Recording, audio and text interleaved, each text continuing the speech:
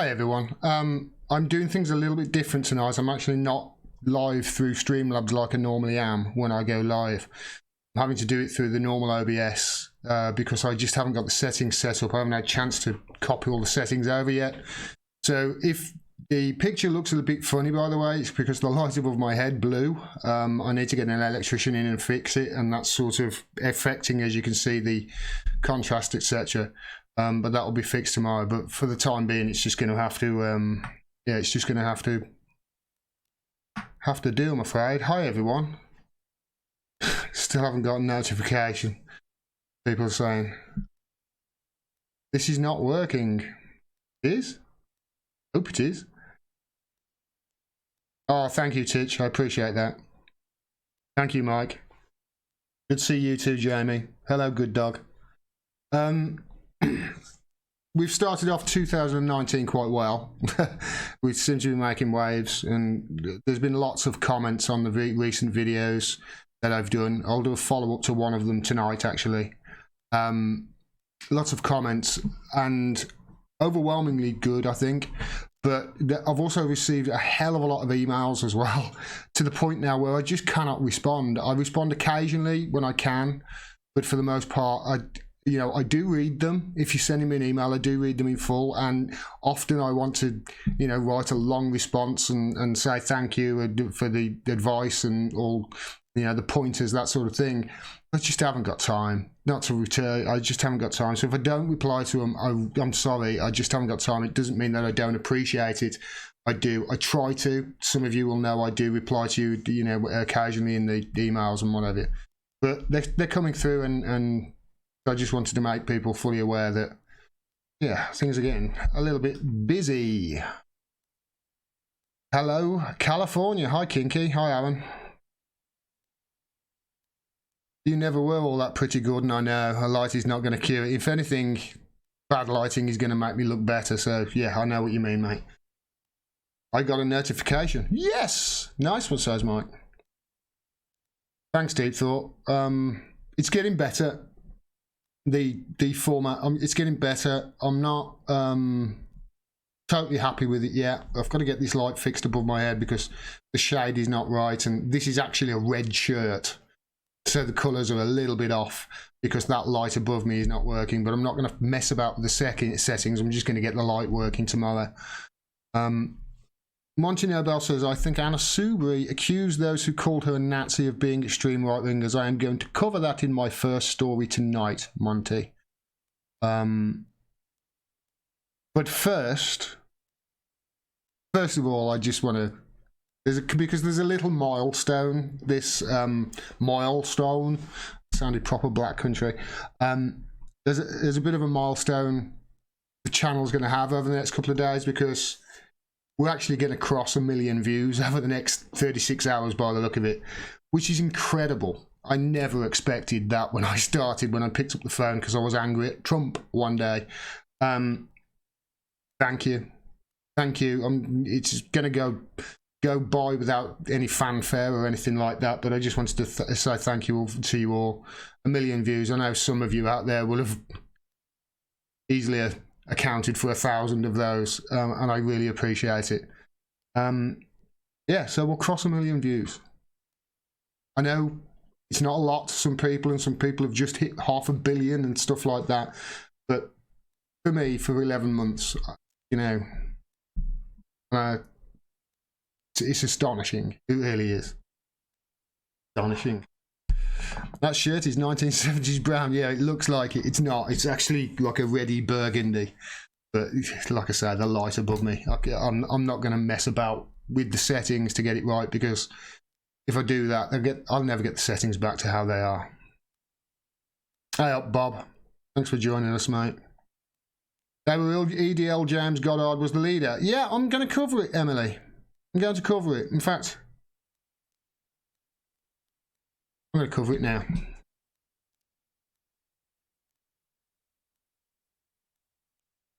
Hi everyone. So I did a video yesterday on the incident in London where Anna Soubry was shouted at and called a not nice name.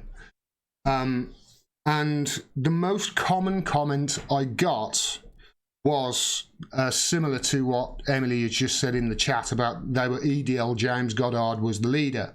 And this was Monday. And what do I always say? What do we know is 100% true and what is the source? And if one of those questions is a little bit dodgy, then you have to stand back. And this is what I do. And I just want to show you something that happened the 2 days previous to what happened on Monday and why I reported it the way I did and maybe why others reported it a different way. So I've got to show this, and I know I'm going to get flagged for copyright for using their material here. And what I'm using here is RT. I'm actually using a couple of RT videos I'm going to be using to actually demonstrate my point. Why are you coming after us with copyright stuff? We're trying to like share your good work. Even the BBC don't. The only time I've ever had anything to do with copyright from the BBC on this channel is, surprise, surprise, when I dismantled their documentary that they did on South Rich. They really did do a copyright strike against me, and the video for a short time was actually banned. It couldn't be seen in like 84 countries or something like that because of the BBC, what they did. Now I appealed that and it was taken down, and it can now be seen as it was before. But come on, RT, yeah? Stop doing that. You're getting in your own way. So I want to show this because this happened on the weekend. Now I want to just point out here, you don't see things from start to finish, and it is cut in a certain way, which always worries me because you don't see the lead up. I'm actually going to be stopping and playing this as it goes through and just asking a question, because all we've heard from certain aspects of the media since yesterday is these are far right people, EDL people, that were doing all this in London. Now, from what I can gather, that may be the case. There may be a few idiots down there on Monday that have been reported on, but why? Why are we reporting on a few idiots instead of people who are? Well, watch.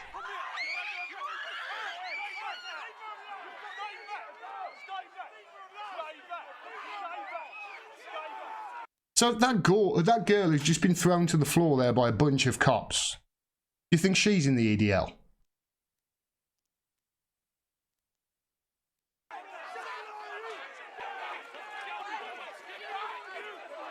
So that guy there being slammed up against the bus by 1, 2, 3, 4, 5, 6 cops, is he from the EDL?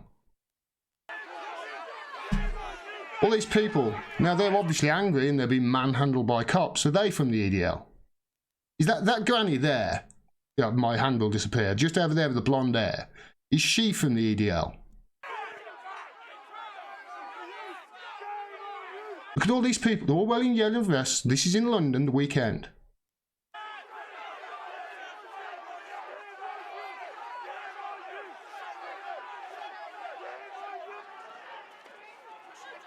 Did you see that then? Did you see that kid, the policeman pushed? I'm going to turn this up just slightly. It might distort a little bit. I'm going to turn it up, the desktop audio up full, so when this kid is pushed by that copper, you hear what the kid says. Turn the volume up a little bit in here. It might distort a little bit for a couple of seconds.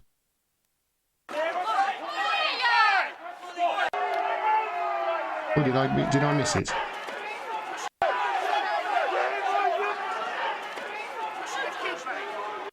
Did you hear him? I'm not sure whether you could hear him, but I distinctly, when I looked at it, I heard him saying, "You're pushing children?" That's what he said there in that pink jacket. He was just walking past a copper. "You're pushing children?" Is he from the EDL? Is he a right winger?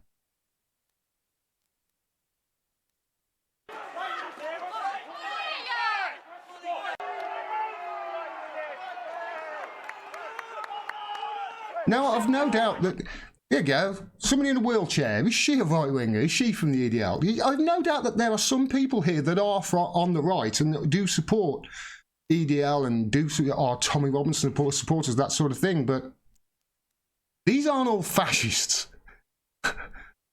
These aren't all right-wing extremists, as have been labelled. This got no press, from what I can gather in the media. None.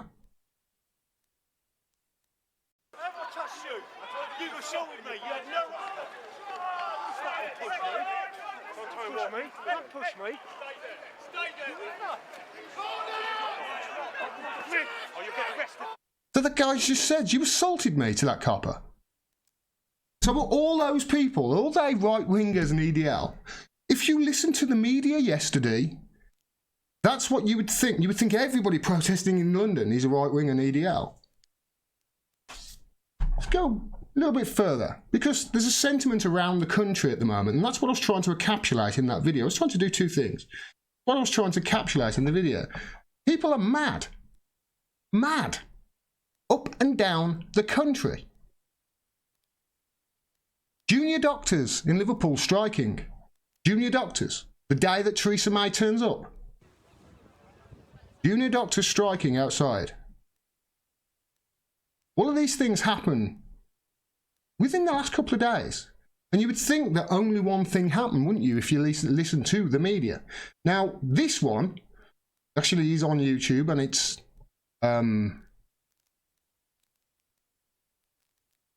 This one is actually on YouTube, so I can only show a few seconds.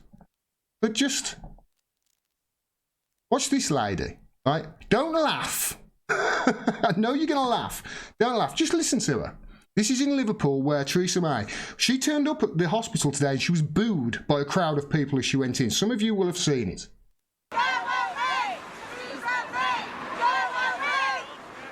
Now, this isn't in London, it's in Liverpool, but... Yeah, well, we're just saying, like, to...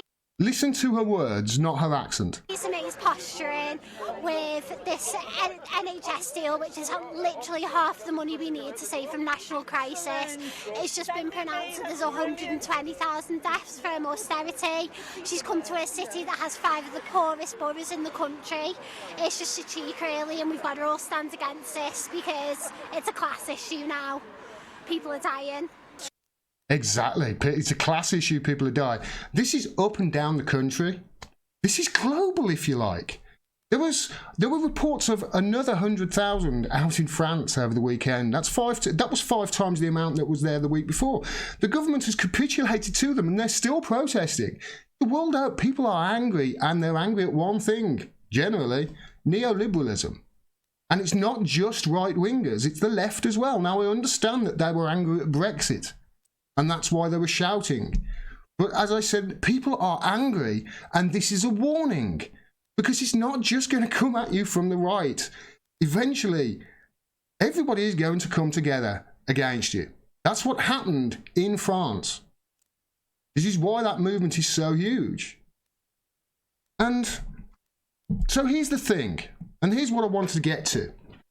Because to those that are reporting on this, as if the only people that are protesting in London and have been protesting and saying things over the last 4 or 5 days, who are just concentrating on, hey, it's right-wing extremism and it's the EDL and, oh, they said nasty things or they did nasty things. Are they going looking for these people? Are they actively going looking for them for a story? Because you know what? They always seem to find them, don't they? No matter whether it's a small part or a large part, they always seem to find them and focus on that, and that's what their stories are. Now, I made this clear in December, and I must remember sometimes that, you know what, people actually don't watch my videos. Some people just have seen one video, and some people just saw that one video yesterday of mine. But I am on record as saying, I will not share things and publish things and repeat things as if they are true if they come from The Guardian. Don't trust The Guardian. Now, like I say, I'm on record as saying I'm not going to report on their shit. I'm just not. It's GCHQ's mouthpiece. And if you confused as to why I'm saying that, stick around, because the next story, it'll explain it a lot in the next video. I'm on record as saying I won't be using them wherever I can. Obviously, I use them if ever I'm dismantling any crap that they do against Julian Assange again, as I will with the BBC, etc. That's sort of one of the things I do. But if I'm just reporting on a story, like I was yesterday, and there's another point of view from The Guardian, I am not going to trust it. And neither should you. Now, I realise that this is a little bit unfair because there are Guardian reporters and people who work at The Guardian who, you know what, I've agreed with pretty much everything they've said, 90% plus of what I've read about them, and some of them I really, really do respect. But I don't trust them. And there's a reason why, because when I started this 11 months ago, my opinion of The Guardian was quite low. Some of you will remember. It was quite low to start off with. They used to be a great newspaper. They used to be a great publication. But then after the Snowden releases back in 2011, 2012, their editorial standards have fallen through the floor, to be quite fair. Now they publish things just demonstrably untrue and do not even respond when almost the entire independent media world stand up and say, that's false, you're lying. They don't even respond. They change articles left, right and centre without actually putting notes on the bottom that this has changed. Their editorial practices are kaput.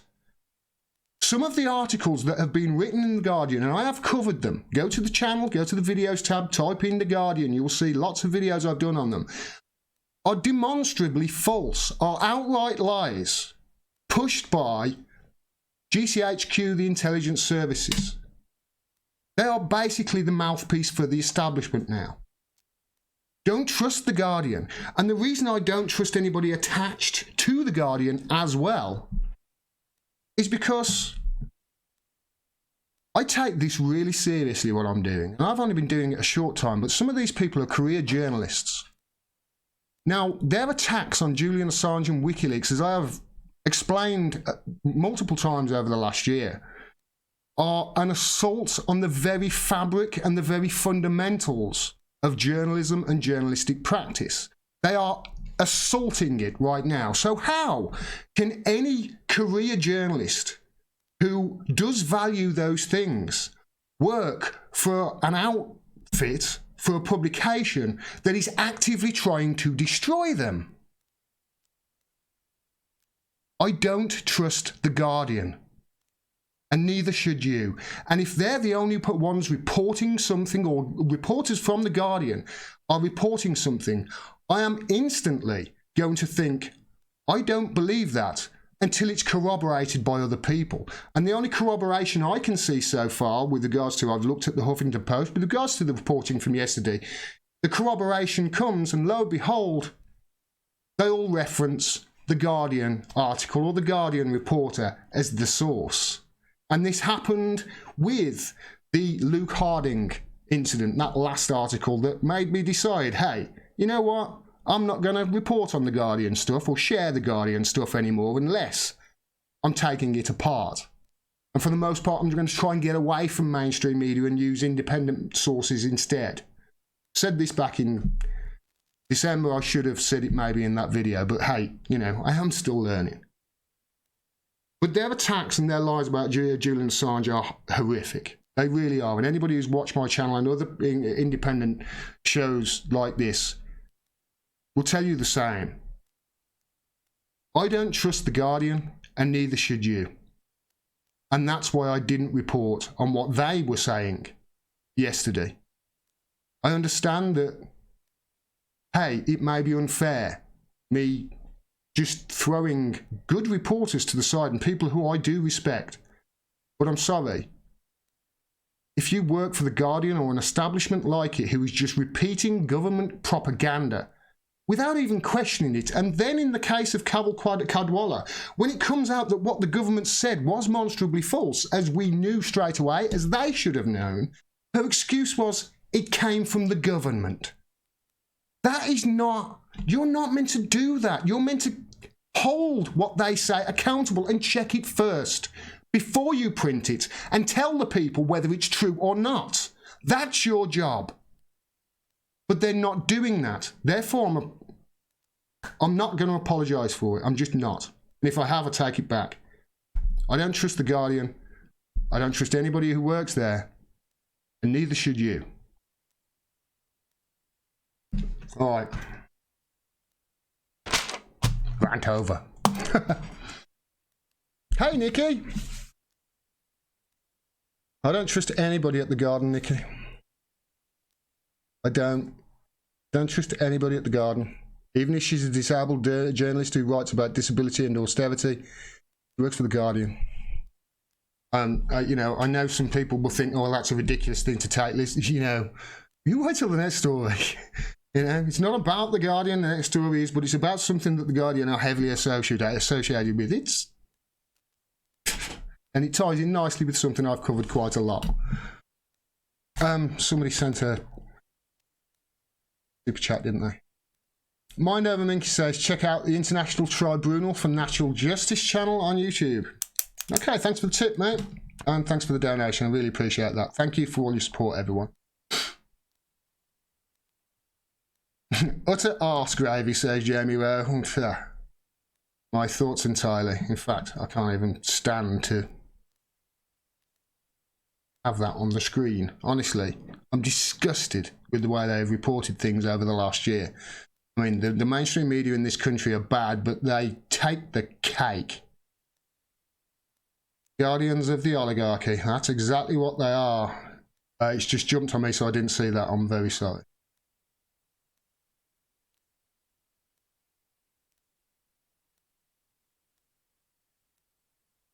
Quite like Channel 4, says Emily Pugh. Channel 4 is, I think, probably the best of the broadcasting news. From what I've seen over the last year, although I can't say I've, you know, sat down and watched it 24/7, but from what I've seen, Channel 4 are the better. And you can see that by, you know, the way Theresa May had that last interview with one of the reporters there, Michael Crick. And he asked her some really important, really uncomfortable questions about Nelson Mandela when she was hobnobbing over in South Africa. And he put her in a really tight situation. And lo and behold, I don't think they've had an interview with her since. Chomsky, manufacturing consent. If you don't go along with the narrative, hey, you lose your access. That's the way they do it. Chomsky 101. She certainly didn't do an interview with them at the party conference, and that was the first time since Channel 4's history, inception, that the leader of the party that is actually in power didn't do an interview with Channel 4. So that should tell you something's not. Yeah, they're doing something right at Channel 4, shall we say, even if it, you know. It's not to say that they're great. It's tallest kid in class stuff.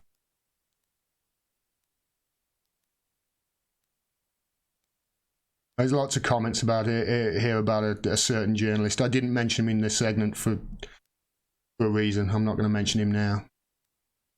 But you totally get what I was talking about there.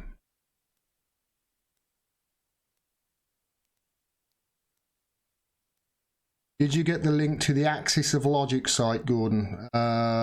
If you sent it me on email, Keith, yeah, use that email I told you about, by the way, last time you spoke to me. You're the ones, but yeah, I was hacked just before Christmas as well, everyone. My emails were hacked. Strange that, isn't it? Never been hacked before. Never been hacked before.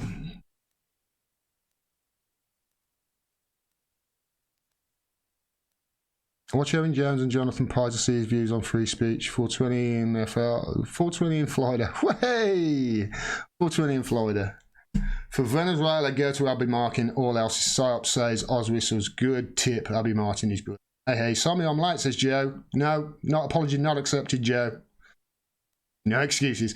The James O'Brien comments were fun. Thanks, Gordon. They don't like it up and do they? No. It's really funny. I started off by saying, I said, full disclosure, I've never seen a full episode of his.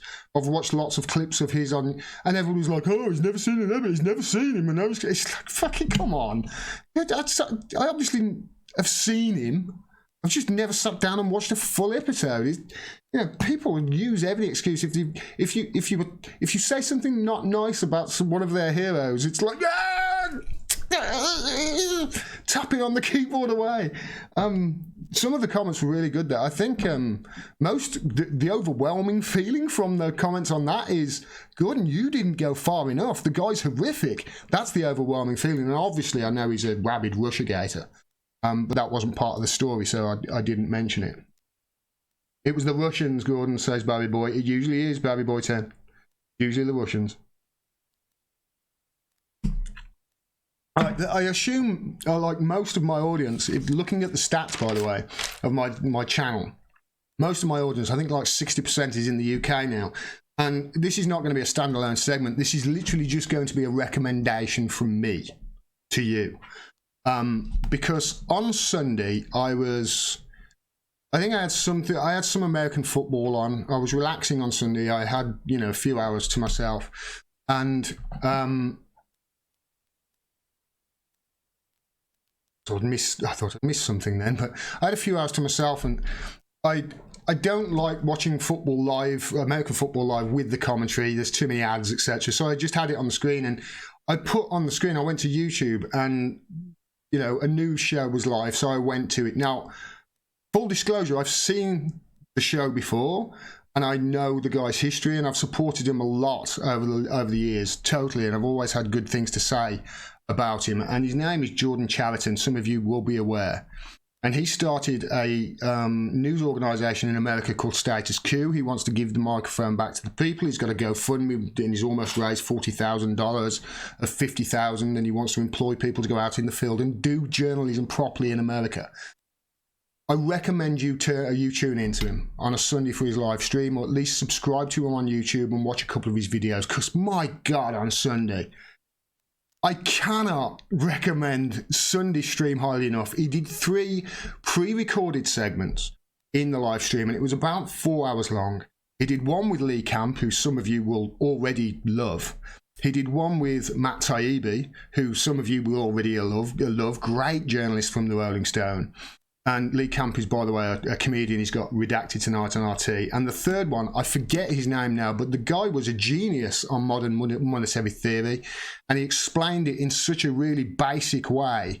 There was no need to make it overcomplicated, and he nailed it. And those 3 segments alone were excellent. But the other things that he was saying in between, and the news he did in between, I cannot recommend it highly enough. He took, honestly, it could be the way forward in America for news and over here, because he took what he'd done previously, which was really good.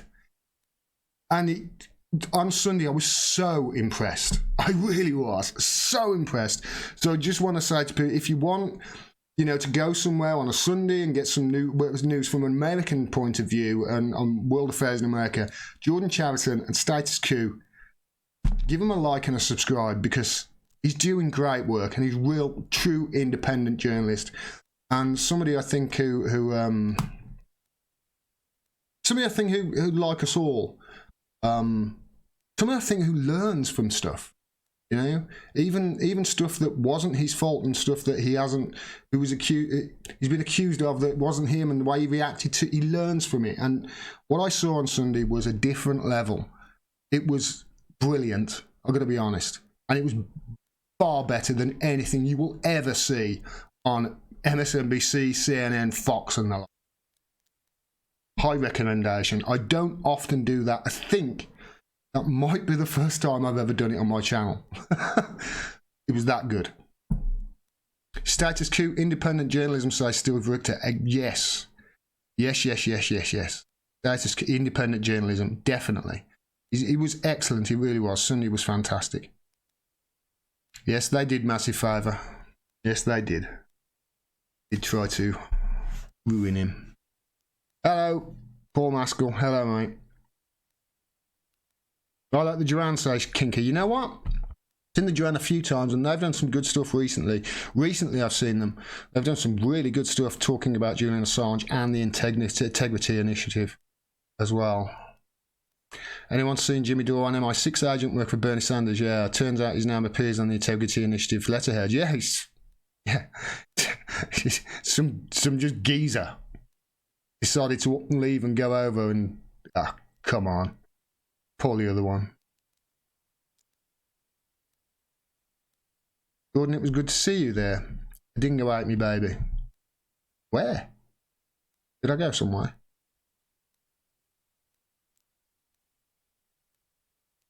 I've forgotten something.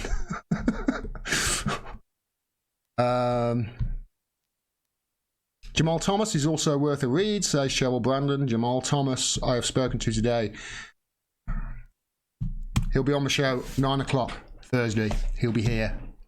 Be here or be square. Jamal Thomas. Across the pond talk. I've got red showing up here in the corner of my screen. I'm hoping you're not having any drop rate of frames or anything like that. It doesn't look like it. Jordan Show. It was great. It was fantastic. It was fantastic. Really quality journalism. Quality journalism. Right.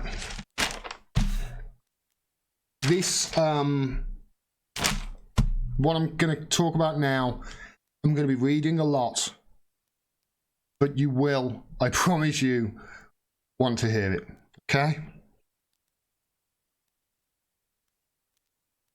You ready?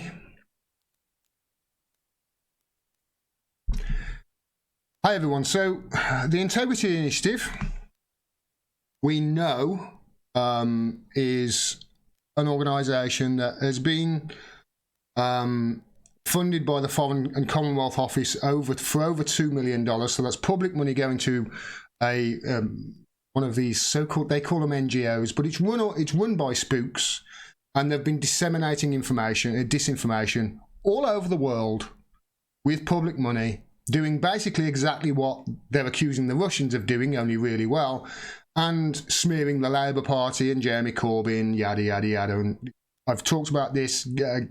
Go back, watch the videos that I've done on the channel, and other the great reporters who, and I'll be mentioning a few in a bit. But there is some, this is shocking and unsurprising at the same time. World Socialist website. I love this website, by the way. I think it's excellent because they say UK Integrity Initiative heavily involved in the Skripal affair. Again, you'll be shocked and also not surprised at the same time. The Institute for Statecraft, IOS, and its Integrity Initiative, II, constitute a secret propaganda network tied to UK security services. They bring together high-ranking military and intelligence personnel, journalists and academics to manufacture and disseminate propaganda serving the geopolitical aims of British imperialism and its allies. I love that opening paragraph. Doesn't sound Orwellian at all, does it? The IOS was funded, so there's the IOS, the Institute for Statecraft, was funding in 2006 and the Integrity Initiative in 2015, but their secret role in promoting fake news, government-funded fake news, and disinformation was exposed only in November and December of 2018 by hacking group Anonymous. Again, I've covered this on the show. Go back, watch the other videos if you need to get a refresher. Document published by Anonymous shows funding for the Integrity Initiative total $582,000 in 2017-18, with $480,000 coming from the FCO, the Foreign and Commonwealth Office, and the rest from NATO. Funding shot up to $2.6 million 2018 to 2019, with almost $2 million from the Foreign and Commonwealth Office and the rest from US State Department, NATO, and the American neoconservative Smith Richardson Foundation. Facebook, which plays an integral role in imposing censorship on behalf of US imperialism, donated $100,000. So that's just an overview, if you haven't been caught up with this, on who the Integrity Initiative is. This is an Orwellian nightmare, to be quite honest. Again, I say, like I said before I started this video in the live stream, I'm going to be reading all of this because it's juicy. The Working Group on Syrian Propaganda and Media, WGSPM, produced a briefing on the Integrity Initiative last month, documenting the role played by leading figures in the UK Ministry of Defence, US Army and senior intelligence figures. It noted, quote, the involvement of these senior officers from military intelligence and information warfare units suggests that the MOD, rather than the Foreign and Commonwealth Office, is driving the Integrity Initiative programme. That does seem to be the case.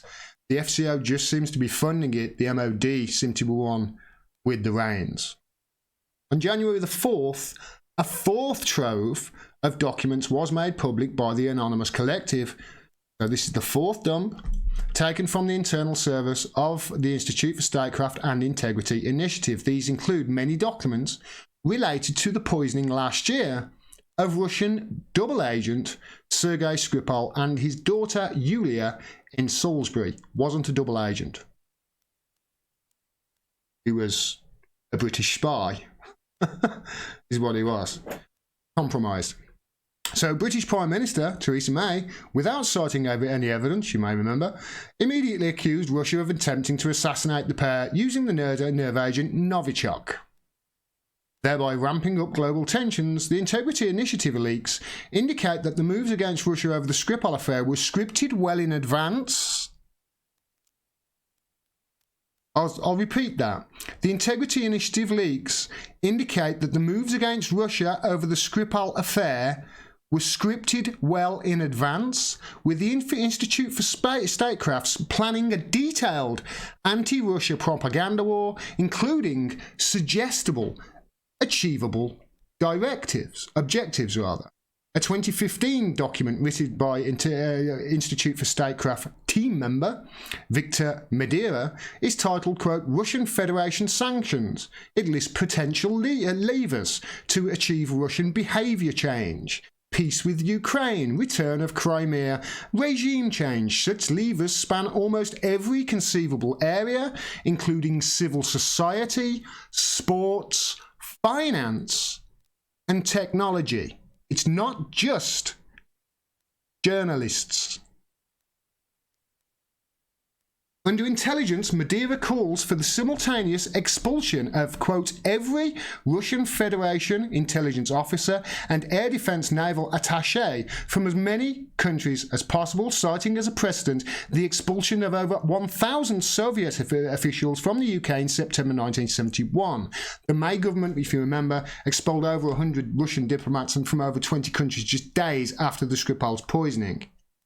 I covered it. People will remember I covered it. I thought it was jumping the gun, is what it was. Madeira has lectured at the University of Buckingham. The WGSPM quoted the university's website, quote, Dr. Victor Madeira comes to us from Cambridge, where he has been a lecturer and tutor for 4 years, working with Professor Christopher Andrew and Sir Richard Dearlove, and the Institute for Statecraft in London, directed by Chris Donnelly, where he is a senior fellow working on 21st century security architecture. Dearlove is the former head of the UK Foreign Intelligence Service, MI6. Doesn't sound Orwellian at all, does it? It doesn't sound like 1984, like a dystopian nightmare at all, does it? Doesn't sound like fascism at all. The head of the Institute for Statecraft is Chris Donnelly, formerly a reserve officer in the British Army Intelligence Corps. He previously headed the British Army's Soviet Studies Research Centre at Sandhurst. Between 1989 and 2003, he was special advisor to four NATO Secretaries General. An online biography confirms that Donnelly is, among many things, an honorary colonel in the Specialist Military Group Military Intelligence, or SGMI, and sits on the official team responsible for scrutinising the current reform of the UK's reserve forces for the Defence Secretary. This is a ministry for truth. What it is. The SGMI is a Ministry of Defence MOD operation based in Denison Barracks in Berkshire, England. It is part of the 1st Intelligence, Surveillance and Reconnaissance Brigade, which became operational in September 2014. Another leaked document. These are all verifiable with Anonymous. I've got the documents. I just haven't had a chance to go through them yet, but I can obviously build on the great work from World Socialist website here. Another leaked document shows that in October 2016, Donnelly met UK General Sir Richard Barons. So this is documented. The account of their meeting is chilling in light of the Skripal affair that followed. So October 2016 they met, and the escalation of tensions with Russia, including demands by leading generals that the UK prepare for military conflict. That's back in October 2016.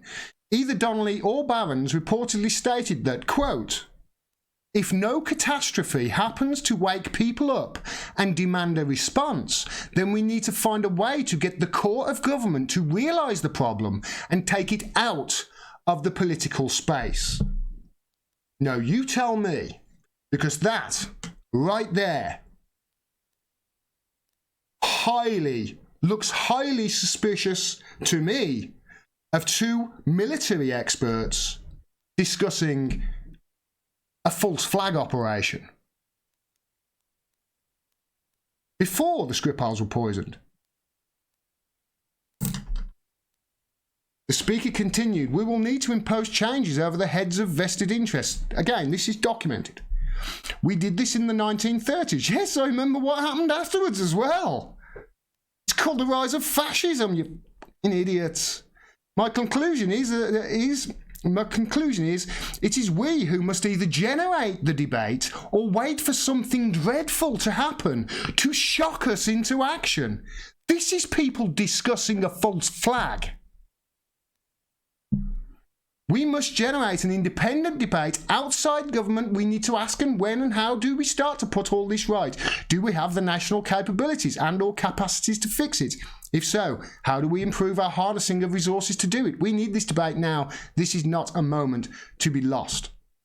The Donnelly Barons meeting came just 1 month after the Financial Times leaked a letter from Barons to the MOD making clear that the British military had to prepare for a major war. In his letter, Barons demanded the upgrading of military intelligence hardware, capabilities and personnel necessary to prosecute and extend air, land and sea confrontation against heavily armed state opponents, particularly Russia. This is astounding. Just days after the poisoning of the Skripals, the Institute for Statecraft proposed, days after, that the Foreign and Commonwealth Office, quote, study social media activity in respect of the events that took place, how news spread, and evaluate how the incident is being perceived. Not well, was the answer, I am sure, especially if they looked at my Twitter feed. In various countries, within days, the integrity initiatives, Operation Iris, swung into operation, as well as monitoring media coverage with its own team. It recruited the global investigative solutions firm Howard Associates to analyse social media activity related to the Skripals affair. On March 11th, just 7 days after the poisonings, the Integrity Initiative set out what it called the necessary, quote, narrative. It declared, quote, Russia has carried out yet another brutal attack, this time with a deadly nerve agent or on someone living in Britain. And that's what they said the narrative was going to be. The May's government account of how the Skripals came to be poisoned was shot through with inconsistencies. It changed multiple times. No evidence whatsoever at all, from what I can tell. None actual evidence.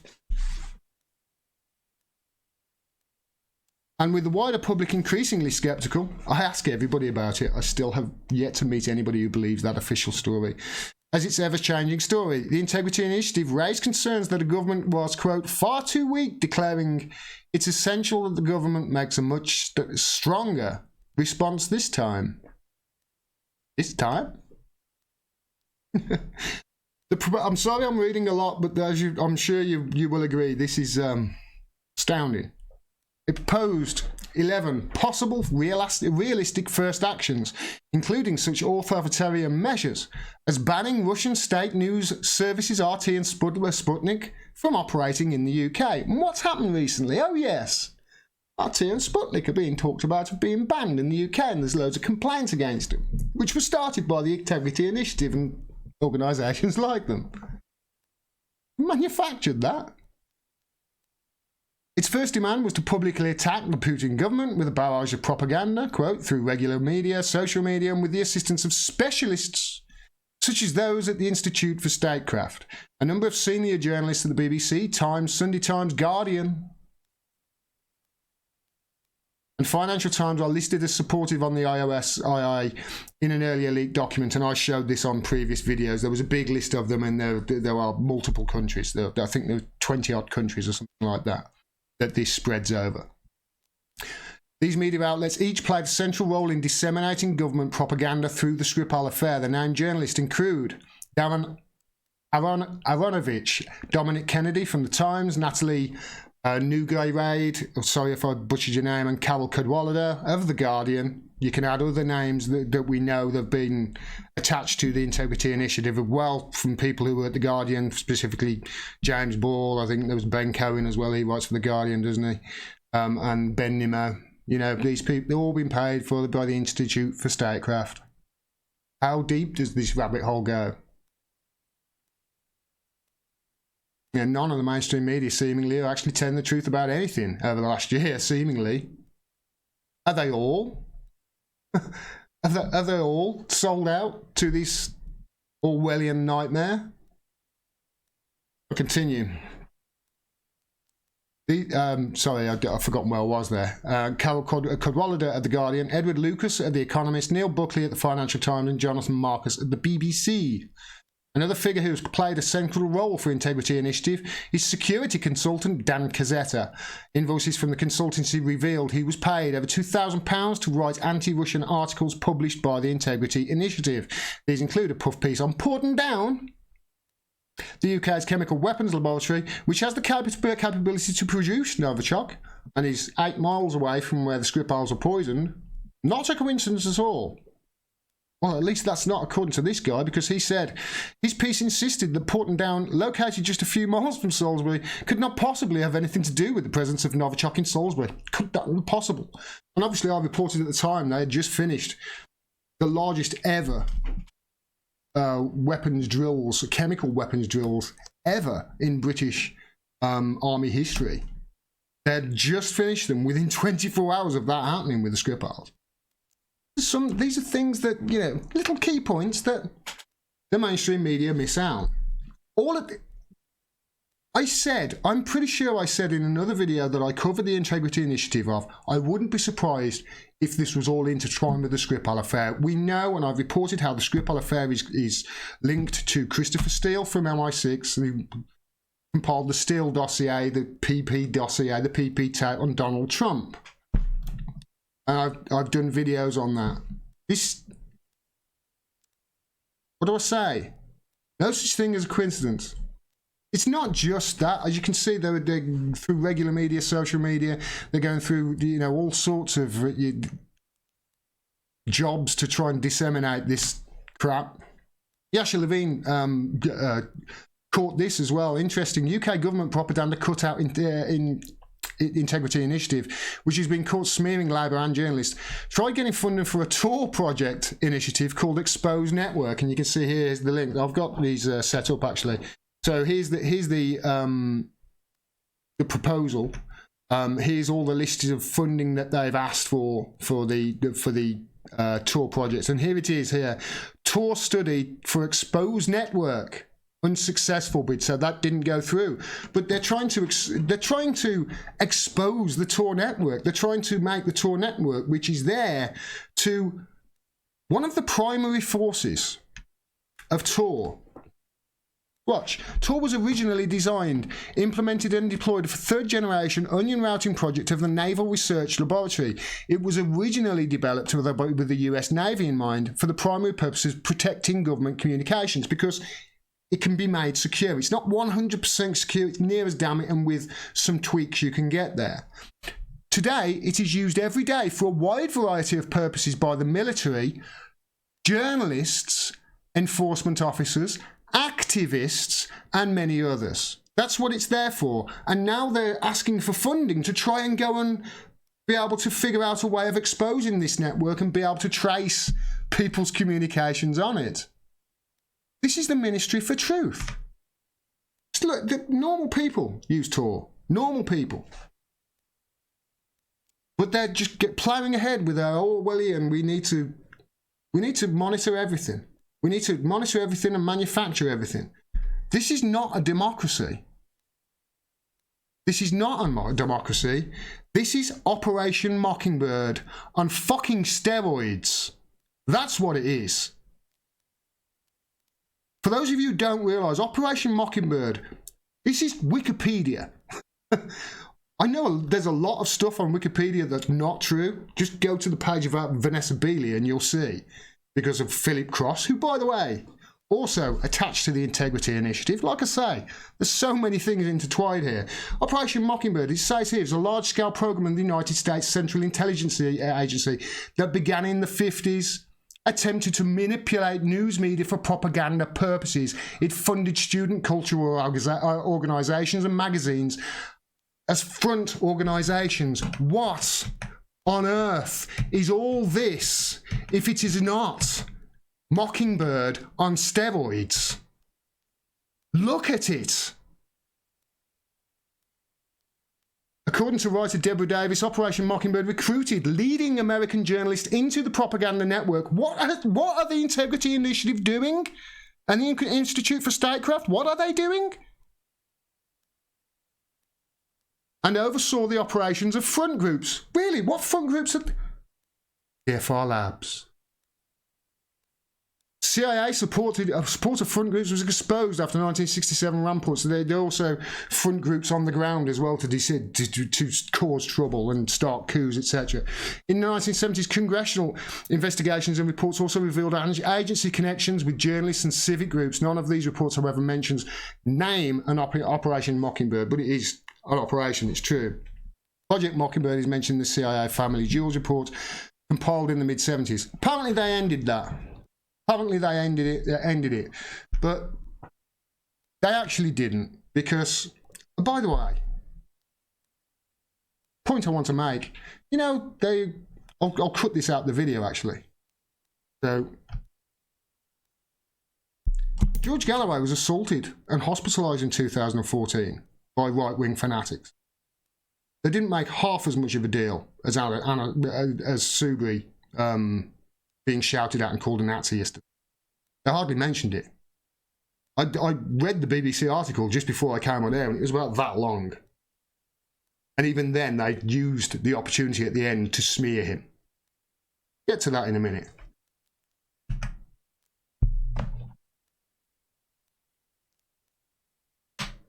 So, this is one of the examples that we know on record of the CIA talking to the president about an operation like Operation Mockingbird. Now, I've covered this in another video. For those of you who haven't seen it, I'll explain it again. Excuse me. But that's Bill Casey and Ronald Reagan. Bill Casey was Ronald Reagan's pick for head of the CIA when he when he won the presidency in 80 and was anointed in 81. And the first cabinet meeting he had with his Joint Chiefs of Staff, they had been in the job about 3 or 4 weeks, and he had this big meeting with them. And this is on record from 2 different sources. One of them was Barbara Honegger, is the lady's name, and she was an aide to one of the people in the room, and she wrote it down. And there's another source as well. So we know this is true. And what Reagan said to his chiefs of staff is, in the few weeks you've had since I've been president and I've been, anointed or whatever it's called, I've forgotten what it's called now. What have you learned? Bill Casey's reply was, well, what we've learned is the CIA's, what I'm shocked really, is the overwhelming amount of information that we get actually comes from open sources like magazines and newspapers. So they were talking about how to obviously infiltrate the news. And what was going, and Reagan actually asked him at the end of the conversation, at the end of the meeting, he said, so how will you know when you have achieved your objective? To which Bill Casey replied this: we'll know our disinformation program is complete when everything the American public believes is false. I'm wondering, has a quote like that been said recently inside the Integrity Initiative at higher levels?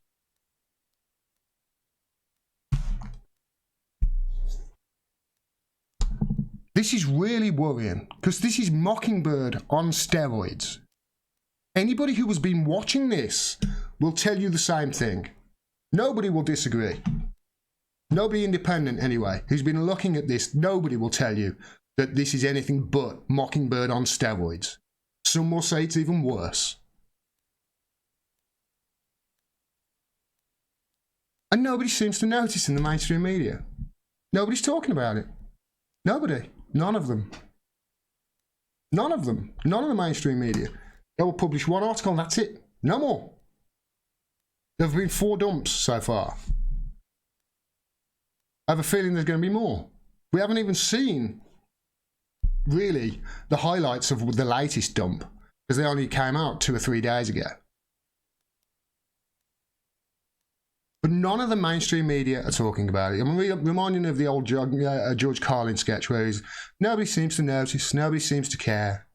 It's true, not in the mainstream media anyway. However, there are journalists in this country that do care. Journalists like Piers Robinson. And I've just written some down here off the top of my head. Go and research them if you don't know them at all. Piers Robinson, Mark Curtis, Vanessa Beeley, Craig Murray, Tim Hayward, Jonathan Price, and of course, George Galloway. That man who's that picture, who was physically attacked for telling the truth. Hospitalised. Not that they made a big deal about it, but they'll make a big deal about Subi being called a nasty word by some supposed EDL members. Those people, those independent journalists, they are the ones that we should support. And if you want proof of why we should support those journalists, it's because look at how the establishment treats them. Look at how they are flinging mud at them left, right and centre. Look at how they smear these people over and over and over again. These are the people that I've just mentioned that are telling you the truth. Whereas all the other outlets just repeat whatever the Integrity Initiative tell them to say. Guardian, Times, BBC. This is Operation Mockingbird on steroids. And I'm going to keep on top of this. And I know other people are. And I'm going to... I fully realise that for the most part, when it comes to the Integrity Initiative, and a lot of my reporting, to be honest, I'm standing on the shoulders of giants. I'm standing on the shoulders of great reporters who do great investigative work like the World Socialist website I just showed you.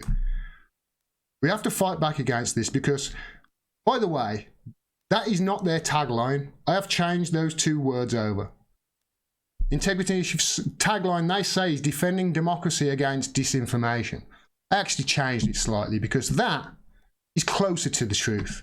They are defending disinformation against democracy. This is Operation Mockingbird. It's come back. It's on steroids. And we've got to stand up and get the fuck rid of it. Thanks, everyone. Wow, that was a long one, wasn't it?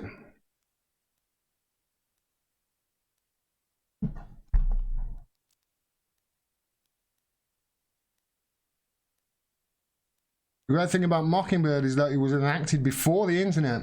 Harder to get away with now. They'll have to resort to militarised police state to keep us in line, says Kinky. So good point. It's one of the reasons why I think one of the countries will actually evolve to a yellow vest protest last is America. And it's because of one of the last things you said, they'll resort to a militarised police, they will. But also, there's no healthcare. People can't afford to protest when, you know, they might lose their job or lose their health insurance and for the family and that sort of thing. It's it's really this. I think this is one of the reasons why they won't pass Medicare for all or anything similar in America, because it doesn't make people scared. You know, if people have got their health okay, that's the main. Let's face it, that's people's main worry gone. You can concentrate on other things and stop this background video. Yeah, it's you're totally right. There will result in militarised police to keep you in line. And one of the things that I've noticed over the last year is how desperate the media are. It's honestly, some of the stuff I've reported on, you will know, it's been just hysterically bad, and it's all because they're in a total tiz. They are just totally they're in a tailspin because they're losing the narrative. And it's people like you coming to watch people like me in independent media who are trying to give you the truth instead of the propaganda and the bullshit spread by these organisations like the Integrity Initiative. That's who they're bloody scared of. I can thank you, Hedy Lukel. That's very nice of you. Thank you for your donation.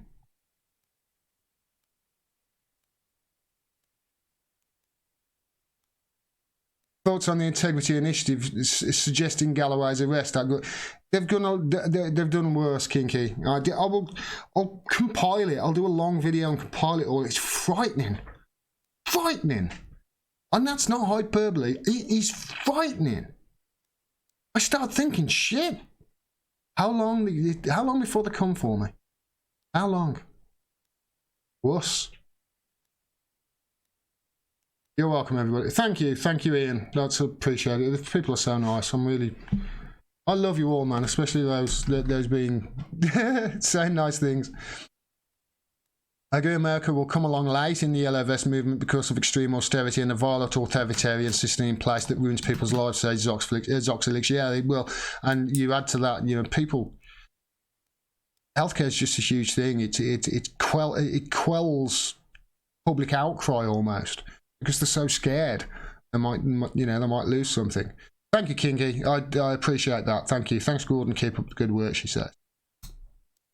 Read Chomsky, everyone, says Pomeroy. The more they lose the narrative, the more extreme and manipulative they need the mainstream media to be. I will leave this live stream on Pomeroy's quote there about Chomsky because that's so true.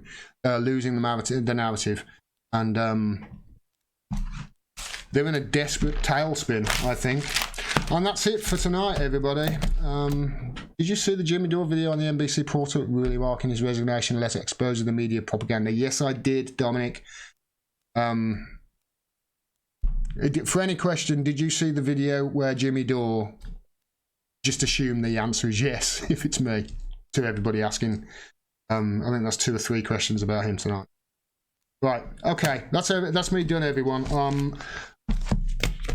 Couple of things. First of all, thank you, Mission. I appreciate that. Check out Ryan Dawson. Phenomenal in-depth geopolitical knowledge. Although his understanding of socialism seems misguided. Most people's do, to be honest. I'll check it out, Mission. Thank you. And thanks for the donation, mate. Appreciate it. Can't do it without your support. A couple of statements before I go.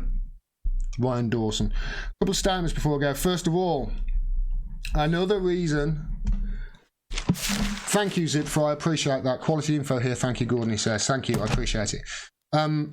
Another reason why I didn't cover what was alleged by Guardian reporters that happened on Monday with Anna Soubry is I want to get it from people. I want to get it from the horse's mouth. And there is a march of some kind there this weekend. It's not a yellow vest march, I don't think. But I want to go down there because I had arranged to go down to obviously report from outside the Ecuadorian embassy on the situation with Julian Assange and report on the excellent support that he's getting from certain people down there, and they are hardcore. And I really want to highlight just how wonderful they are and what they're doing. From all walks, by the way, of the political spectrum, left and right, coming together in support of something they believe in, free speech and a free press. So I'm going down there on Saturday. I had planned to go down there on Thursday, but I want to maybe tie it in with this sort of march, because I've got a feeling if there were yellow vest protests this weekend gone, there's a chance that he might have, obviously with Brexit happening, the Brexit vote and whatever, you can only see it heightening before they finally pull the Brexit vote from happening next week, which they will if they think it's going to lose, because if that loses, it's almost certain we're going to get a general election, and that will scare the shit out of them. What does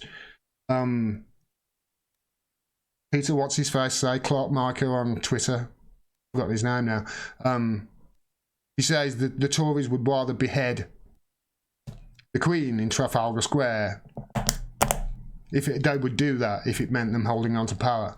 So if they're going to lose this vote next week, and it looks like they are, no matter how many times they tell you the vote's going ahead, and it's constant, vote's going ahead, but every time they say to me the vote's going ahead, I think, no, it's not. I'm even more sure that it's not going to happen. Same as they keep saying, we are leaving the EU on March the 29th. Whenever a question is asked, we are leaving the EU on March the 29th. Every time they say that, I get a little more doubt entering into my mind. The more you say it, the more I doubt it's going to happen. So there you go. I'll be obviously dropping videos tomorrow. Jamal Thomas will be on the channel on Thursday. I love that guy. He's a good friend of mine, and we'll have a chat about all things global, and no doubt we'll be talking about all sorts of things, including the Integrity Initiative. I want to get regular guests on, so I'll be reaching out to a few other people this week who you may have heard of. I've already mentioned a few back in December I had spoken to. And I want to start, maybe do a regular weekly, chat interview with somebody. We'll see, but at the moment we'll start off in Thursday with Jamal, see how it goes, and then obviously on the weekend I'll be down in London and reporting from there. Busy week ahead, everyone. Thanks very much for all your support. Love you all. Peace. Mean that totally. Even to all those people down there, who are angry. Peace. Do it in a peaceful way if possible, but you know what they say. I will try and make peaceful revolution impossible, and if you do that, violence is inevitable. Thank you to Jimmy Dore, who taught me that JFK. Thanks, everyone. We're out. Peace. Take care. Love you all. Thanks for everybody's support. Thanks for all the donations. Really do mean that. Thank you. Now I can't turn the stream off.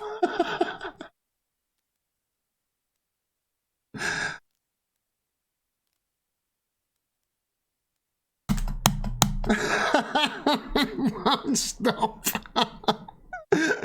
Love you, everybody. Bye.